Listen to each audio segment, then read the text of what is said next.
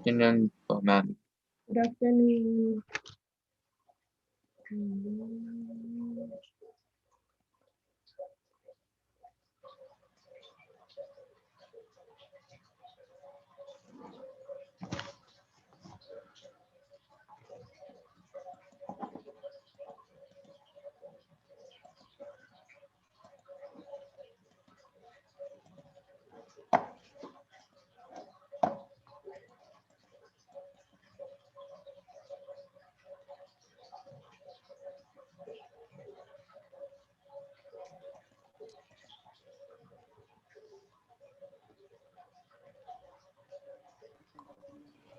Afternoon, ma'am.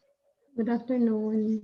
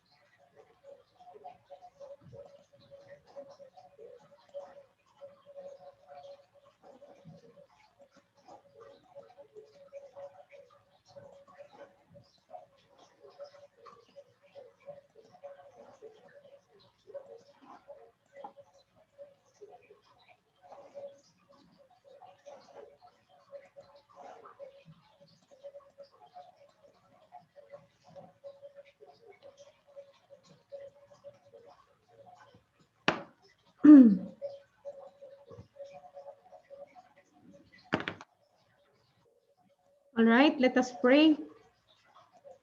Start na tayo. Good afternoon po, ma'am. Good afternoon. Okay, let's start the prayer.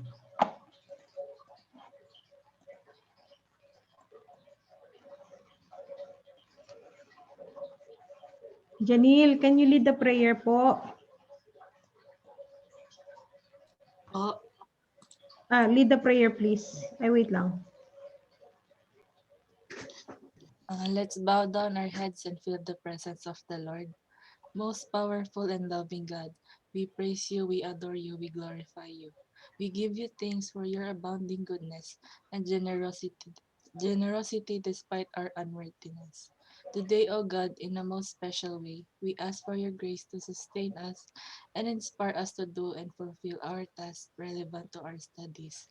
The classroom setting now may be more challenging as we do not get to be together physically and the delivery mode of learning is virtually. But with you on our side, we will be able to carry this out. Help us, O God, to be honest and responsible students.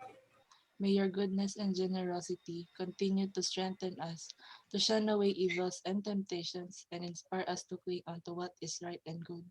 We unceasingly pray for all the sick, the burdened, and for all who are suffering because of COVID-19. We sincerely pray too for our continued protection, safety, and wellness, O God. We pray all this in your most holy name. Amen. Thank you, Janil.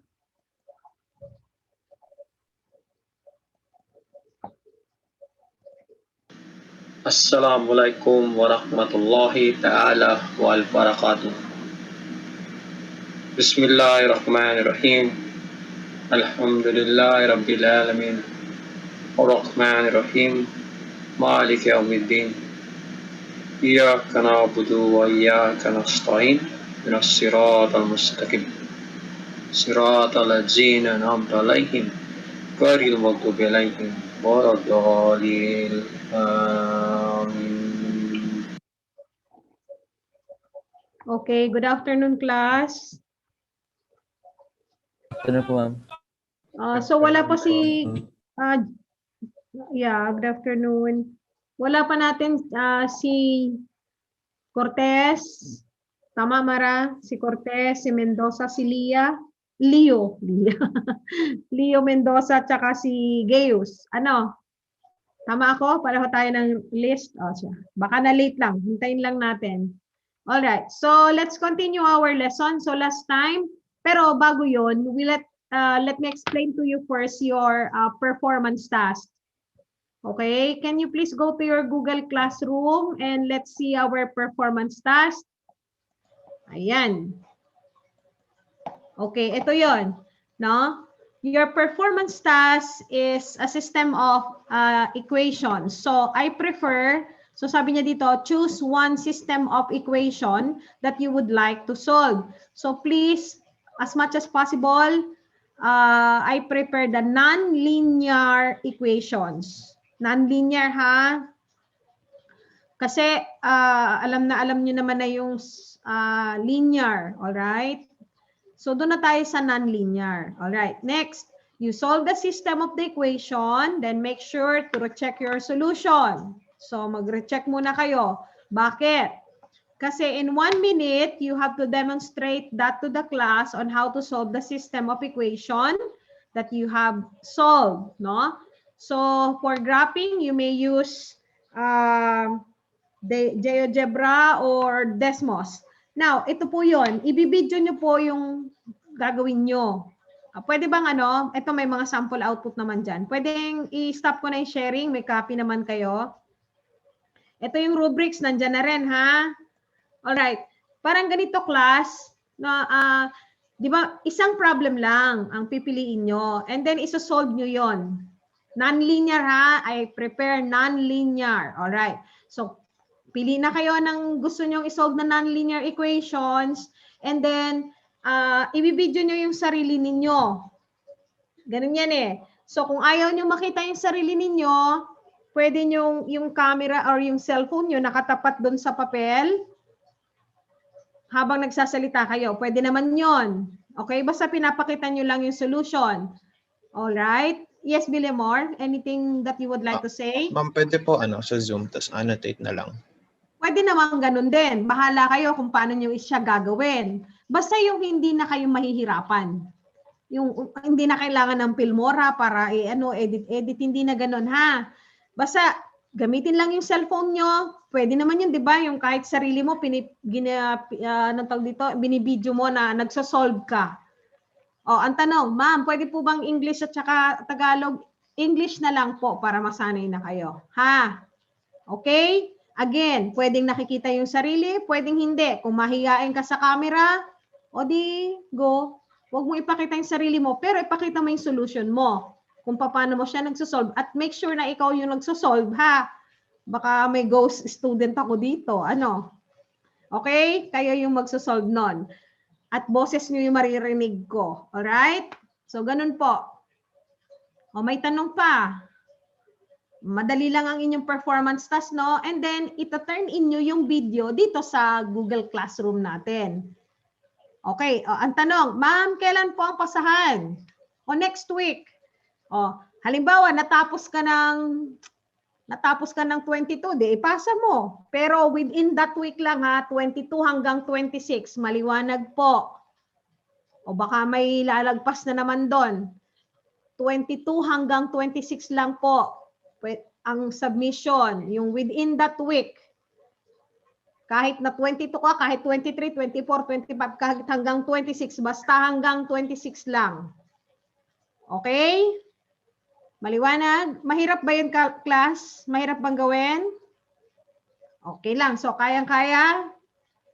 Kaya. Alright. So, again hindi na kailangan pahirapan ng sarili. Okay? Yes, Jam. Okay lang. Hindi na kailangan pahirapan ng sarili para gumawa ng video. Pwedeng katulad ng sinasabi ni Billemore, that's a good suggestion. Pwede kang mag-zoom. May free naman, di ba, Billemore? May free, no? Oh, pwede naman yun 40 minutes. O di doon ka pa ulit-ulit, pwede naman din eh. Kasi minsan ako ganun din, doon lang sa Zoom So yan guys, pwede siya sa Zoom kung ayaw mong humawak ng camera. Pwede rin naman, i-video mo yung sarili mo ng camera nakatapat sa papel. O, bahala na kayo. Diskartehan nyo na yan, ha? Kanya-kanyang diskarte. Okay. O, siya. Maliwanag ha? Siyempre, babasihan natin yung rubrics nyo. Okay? Kung tama yung solution or what, kasi yun ang importante at naintindihan nyo. So, you can use any method that you would like to use in solving your equations. Bahala na kayo doon. Diskarte nyo na rin. Alright?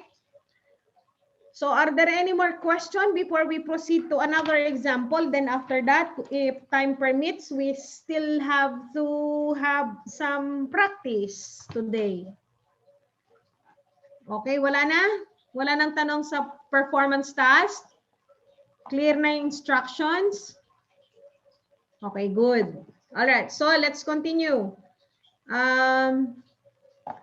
We'll now have our next example. Okay, so let's have this one.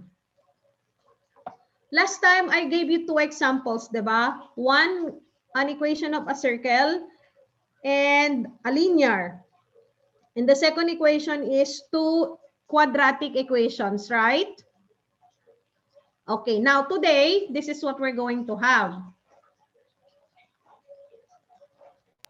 Okay, here. Take a look at this system. So we have x squared plus y squared is equal to 26 and 3x squared plus 25y squared equals 100. Okay, let's try to identify first what kind of equation do we have in our system. First equation, what is this? X squared plus y squared equals 26. Circle. Okay, very good. No, it's a circle. Ayan, it's a circle. This one is circle. What about the second equation? What is this? Bilyamor, what is that? Circle po rin, ma'am. Ah? Wait. Ha? Pagka may nakita kanyang numerical coefficients. Ma'am, ellipse po. Ellipse. This is ellipse. All right. Pagka may nakita ka ng numerical coefficient, ellipse na yon. All right. So ito, hello. Kapag plus, syempre ellipse. Pag minus, hyperbola, di ba? Oh, yun. Okay. So now that we know that our equations will be a circle and ellipse, let us try to solve the equation. So we have x squared plus y squared equals 26. And then 3x squared plus 25y squared equals 100. Now, suppose I would like to eliminate the x. I have to multiply the first equation by -3. Why -3? Because my variable numerical coefficients of my second equation is 3 for the x, no? Kaya dapat negative siya. So, distributing this one, so we have -3x squared and then -3y squared is equal to 3 times 26 is 18, 6 plus 1, 7, -78. All right, so here we did not do anything, so we just have to copy. Ayan. Equals 100. Then add. Let's try to add. So this would be eliminated. Okay, here positive 25 minus 3 is 22y squared. And here 100 minus 78 is 22. All right, now divide both by 22. So y squared is equal to 1. And of course, the square root of 1 would give us positive and -1. Therefore, we have 2 values of y, or 2 values of y is positive and -1. Okay, now let's try to solve for x. Solve natin si x. Okay, for x, so let's say when y is equal to 1, so x squared plus y squared is equal to 26. You may substitute the value of your y to any of the equations. All right, suppose I choose the equation 1, which is the circle. So I have x squared plus 1 squared is equal to 26. X squared is equal to 26 minus 1. Remember, this one can be transposed here. So x squared is equal to 25. And x is equal to square root of 25. Of course, there will be two values, positive and negative 25. So what does it mean? If I have one variable, the value of y is 1, therefore there are two values of your x. Yes, Margarita? Ma'am, square root of 25 po 5. Ay, oo nga pala. Bakit ba 25 nilagay ko? Sorry. Thank you for that, Margarita. All right. 5. All right. So therefore, the ordered pair here, thank you, will be when x is 5, y is 1. When x is negative 5, y is also 1. Did you get that? Kasi may y tayo tapos dalawa yung x natin, isang positive at saka isang negative. Ito po. Ito, x to natin, no? Ayan yung x natin. And remember that y is equal to 1. So, ayan. Now, what about when y is negative 1? Because we have two values of y, no? Ito, dalawa yung value natin ng y eh. So, when y is negative 1, x squared plus y squared is equal to 26. Notice that you will have the same value. Kasi nga, pag ini-square mo to, positive pa rin yan, di ba? Nakuha nyo ba yung point ko? Okay, kaya it will turn out to be like this. Magiging ganito rin siya. So magiging x is equal to positive and negative 5. Oh, again, you have two values of x here. So what does it mean? Di meron ka rin ditong dalawang ordered pair. So isang positive 5 at yung y naman ay negative 1 and the other one is negative 5 and negative 1. Oh, remember how they are different. 5 and negative 1, 5 and positive 1, negative 5 and 1, negative and negative. So how many solution sets do we have? We have 4 solution sets. Okay, so therefore, our solution sets are 5 and 1, negative 5 and 1, 5 and negative 1, negative 5 and negative 1. So, 4 ang inyong solution set. Okay, do you understand, guys? Hello? Okay, now tingnan natin yung graph niya. Naalala niyo pa ba mag-graph ng circle at ellipse? Naalala niyo yung conics natin?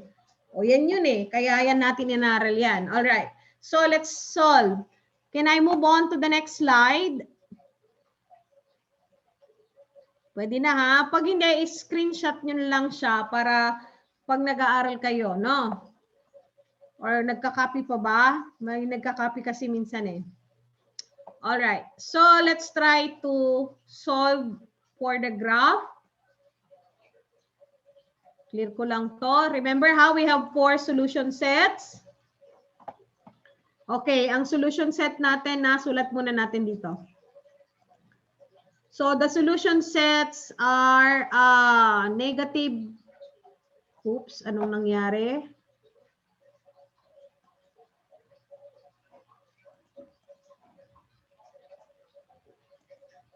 Wait lang. Stop ko lang sharing nga. Ano nangyari? Ba't naging itim? Wait lang, sandali.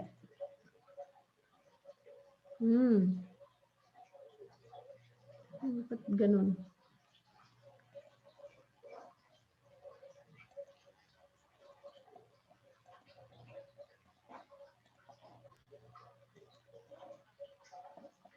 Okay. So we have the solution set that negative 5. Natamaan ko yung ano. Okay. So negative 5 and negative 1. 5 and negative 1.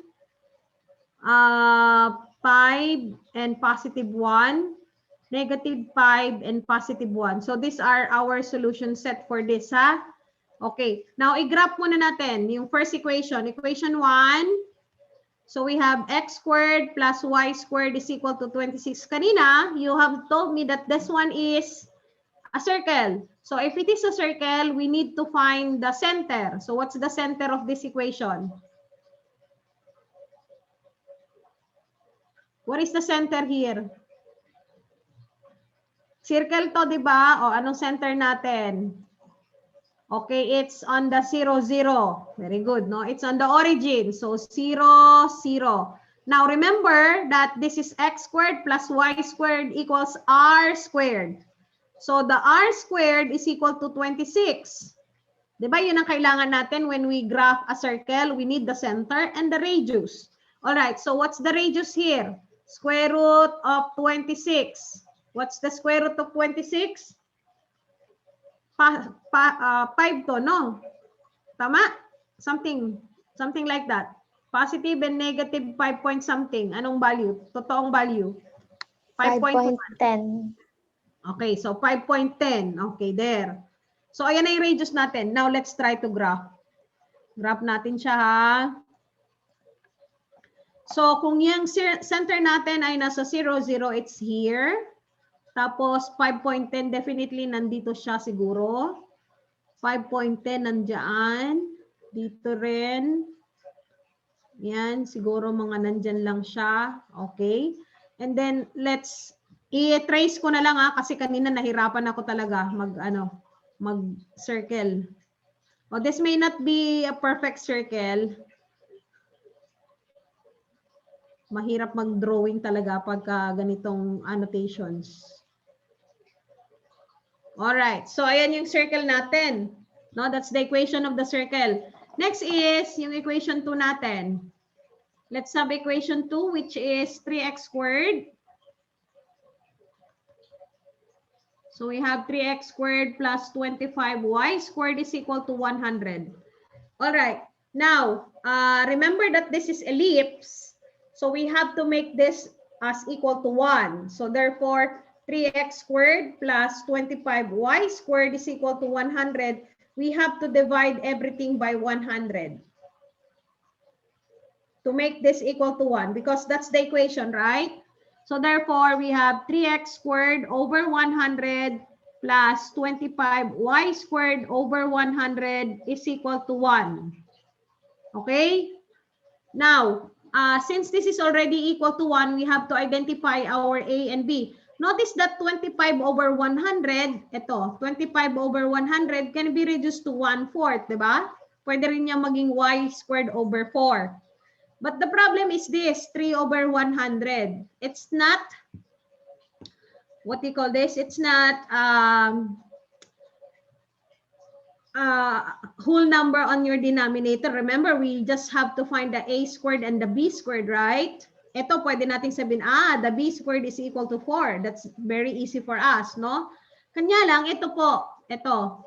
So, the best thing, kapag ka ganitong may value yung sa taas ninyo at you cannot divide this like this, you cannot reduce, then how do you get the value of your a? Ganito na lang ang gawin. Pareho lang naman din ang lalabas. Okay? So, ganito naman talaga yan eh. So, a squared nyo, a squared will be 100 over 3. Okay, kaya yung a nyo magiging 100 over 3, square root ng 100 over 3. Get nyo nga? The value of a is 5 something din to kasi 100 divided by 2 is 50 eh. Square root ng 50, nasa 5 din yun. 5 point something to, no? What's the exact value? 5.8. O siya, 5.8. So meaning positive and negative 5.8 tayo dito. Now for b squared, 100 over 25. And we know that 100 over 25 is 4. Oh, so we can get the value of b as square root of 4, positive and negative 4. Di ba pareho lang? Kahit na hindi ko reduce yung 25 over 100, di ba? 1/4 din yan. Ito rin yung B, oh. Pareho lang nito, di ba? So, ganun lang siya, ha? Okay? Basta tandaan nyo, kapag ka may value to sa numerator at hindi mo siya ma-reduce katulad ng sa kanila dito sa B kanina, then divide 100 over 3. Baliktarin mo lang, reciprocal mo siya. Okay? Klaro yon? Kasi pareho lang naman ang sagot na lalabas. Alright, so now let's try to graph. O, graph natin. So, sabi natin kanina, yung B ay 2. Ay, bakit ba 4 nilagay ko dito? Sorry, dapat to 2. Okay, positive and negative to class. Alright, so here. So, ang B natin ay 2. So, ibig sabihin, ito yon, no? The center is at the origin din dito eh, the vertex. So, positive and negative to siya. Tapos, yung ating A, at A, remember, from the center, no? That's your value of A. That's 5.8. Definitely, it's close to 6. Let's say here. Itong isa rin doon din sa kabila kasi that's positive and negative. No? Okay, now let's draw our ellipse.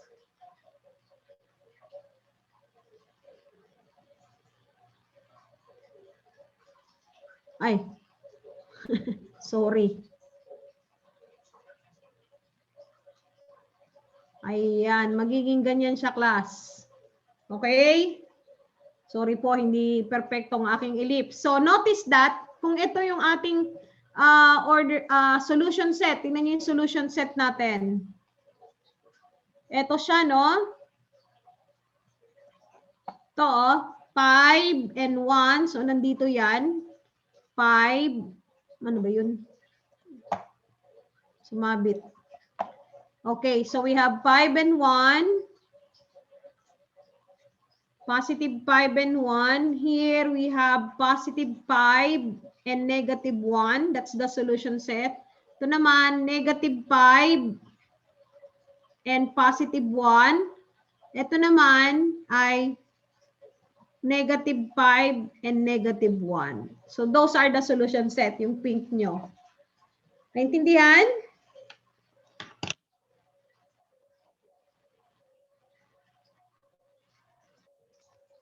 Naintindihan niyo po ba?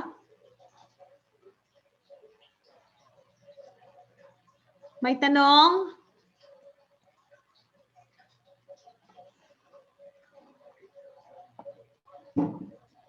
Ma'am, may tanong po ako, ma'am. Yes.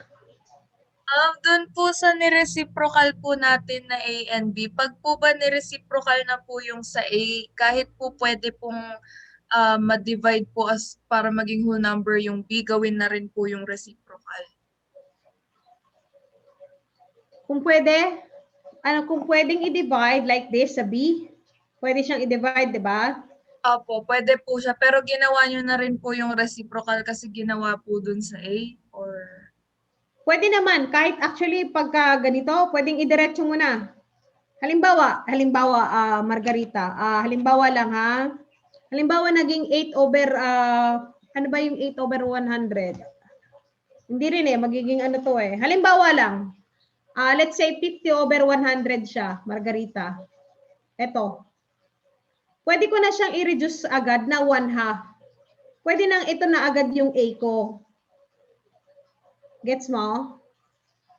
Pwede na yun agad diretso kasi pareho lang din naman ang lalabas niyan. Okay, 100 divide mo by 5, 2 pa rin ang lalabas, 'di ba? Ganon din siya.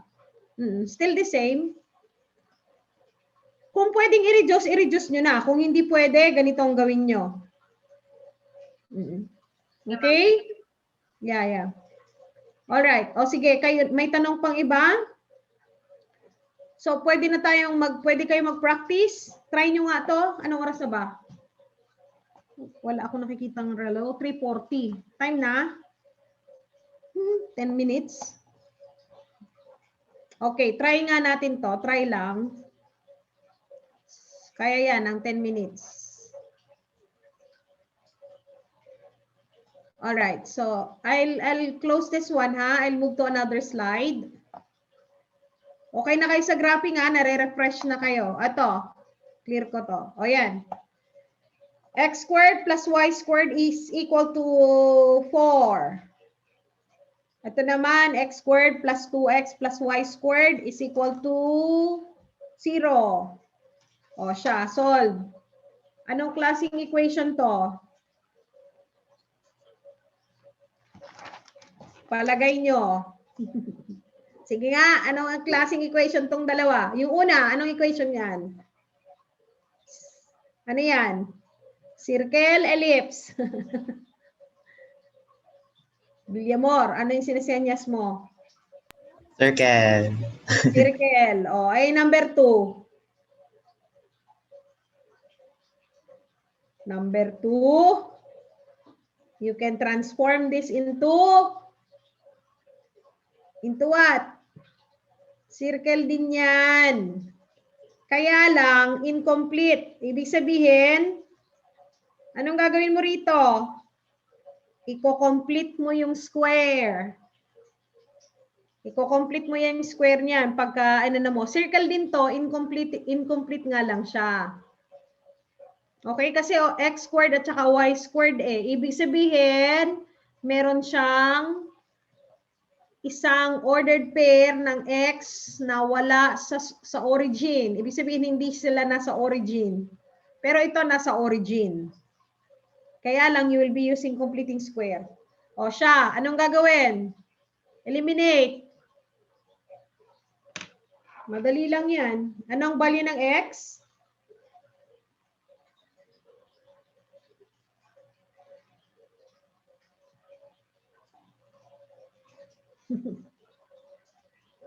Madali lang makuha yung value niyan.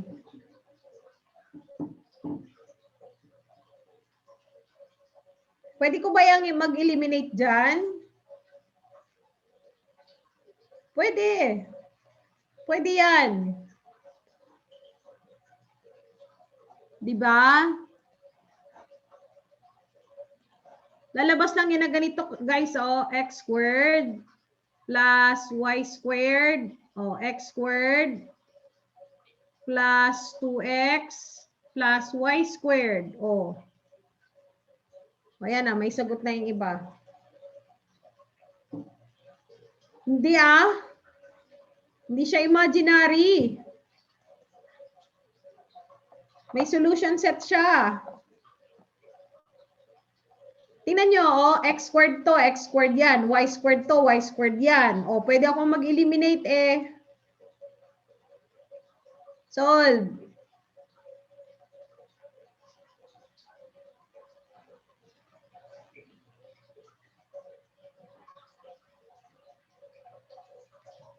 Yeah, very good, Jam. Your answer is correct.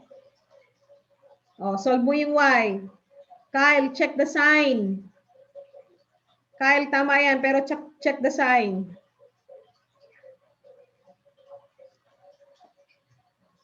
Yan, okay, correct.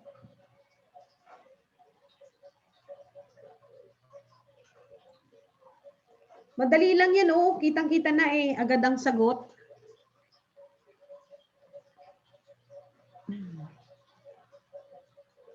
Eliminate. Yeah, Jam, correct. Oh, ngayon, ano kayo? Yes, Mark Pechon, correct. Mikhail, check. Graph niya na. Yung tapos na nakakuha ng solution set, graph na kayo. Yeah, this one is correct. Bilyamor. Graph nyo nga, patunayan nyo nga na yan ang ano nyo. Wag sa graphing calculator graph lang kayo. Dito sa number 2, guys, dito sa number 2, this is a circle, diba? Of course, there is a center. How to find the center? Oh, you use what we have learned in conics. Ayin, please check the sign ng X mo, anak. Angelo, tama ang sagot.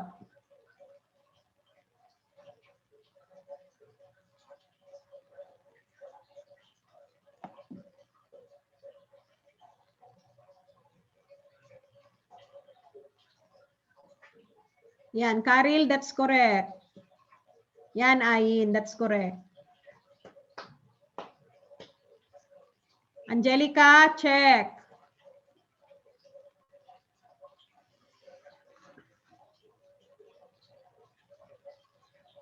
Clarence, okay, good. Clarence, very good. Yun.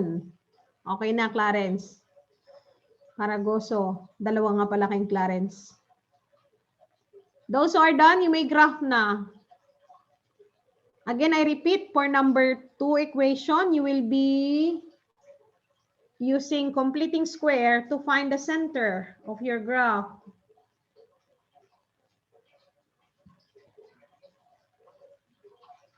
Yeah, Adrian Mayo, that's correct.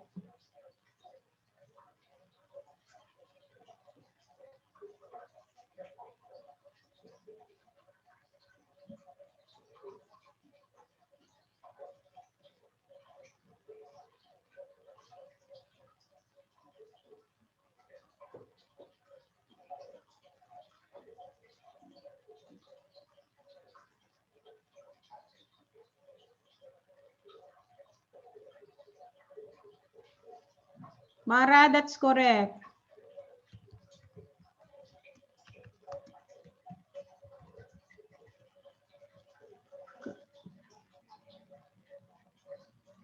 Mikhail, this one is correct.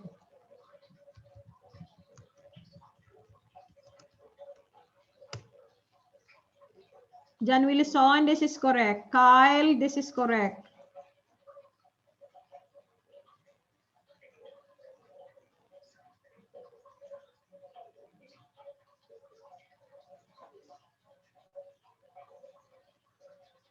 Okay, Margarita, check.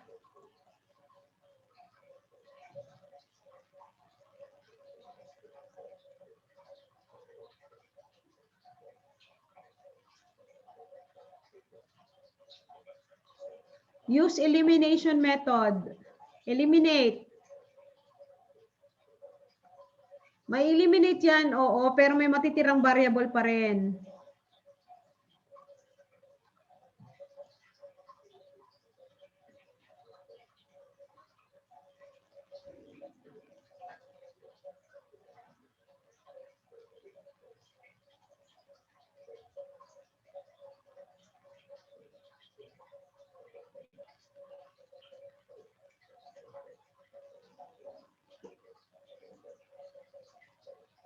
Yan, Clarence Santos, this is correct.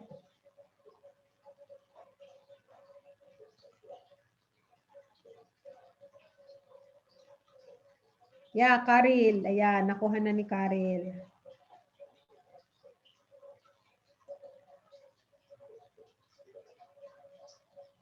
Yes, Jillian, that's correct. Now solve for y. Caitlin, this is correct.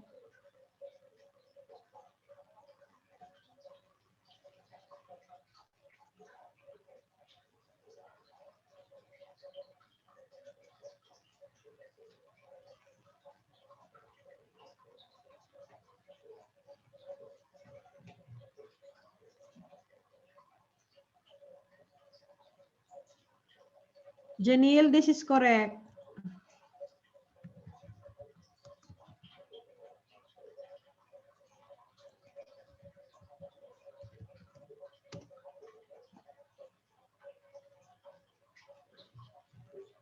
Kirk, this is correct, Kirk. Braga.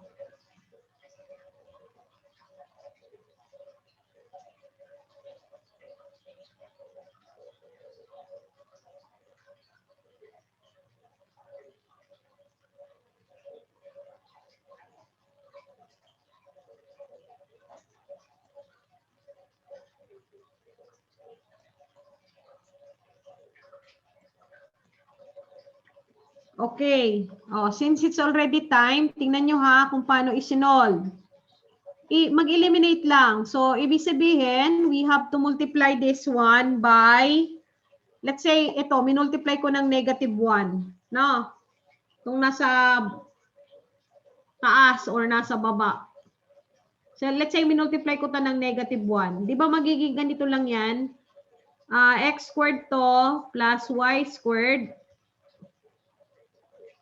Tapos dito naman sa kabila, equals, wait. equals 4. Tapos ito naman, magiging negative x squared minus 2x minus y squared equals 0. O de, ma-eliminate ito pareho, diba? When we add, the 2 will be eliminated. This. The x and the y. Tama? Eliminated yan, eliminated to. O di negative 2x, may natira ka pa rin. It's equal to 4. And then divide both by negative 2. So x is equal to negative 2. And of course, you have negative 2 there. So x squared plus y squared is equal to 4. Plug in the value. Negative 2 squared plus y squared is equal to 4. This is 4, right? Plus y squared is equal to 4. And then y squared is equal to 4 minus 4. And that's 0. Okay? So y is equal to 0. Wala naman tayong positive and negative 0, di ba? O di ang ordered pair natin dito is negative 2 and 0. This would be your solution set. Okay? So how are you going to graph for this? O ito madali lang. So ang center niya ay at 0, 0. O ang radius, anong radius niya? Radius is r squared is equal to 4, and the r is equal to positive and negative 2. Ito, you will be using completing square for this, no? You will be using completing square. So you say x squared plus 2x plus blank plus y squared equals 0. Then use the completing square so that you will be able to find your center and your radius. Okay? Yeah, so what's the center? The center is at negative 1. Ito ang center nito, nasa negative 1 and 0. Ang radius niya ay 1. Ito. Okay, center. Tama si Villamor. Ma'am, yung equation po ba?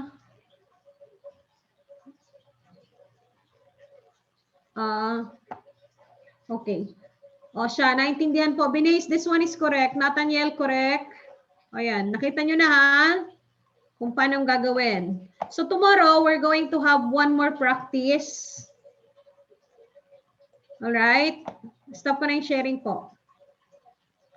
I-screenshot nyo na lang, guys.